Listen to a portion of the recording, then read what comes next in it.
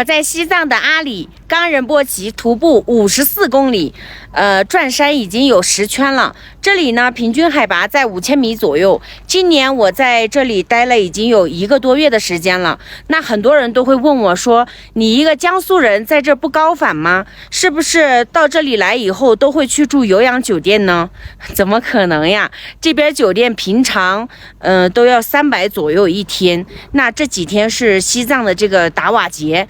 一天都要800、900、1000块钱，我可是出来穷游的，当然是睡在我这辆车里啦。这个就是我移动的小家啦，在这里1个多月，我和我的狗子都是睡在这个里面的。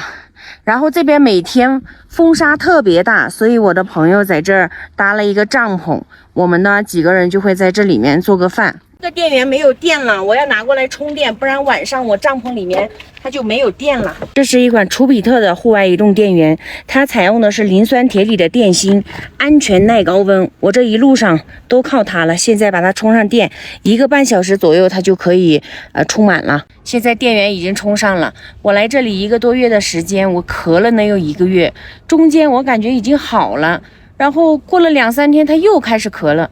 昨天晚上就比较厉害，咳得我这个像肋骨的地方就特别的疼。你们有知道是什么情况的吗？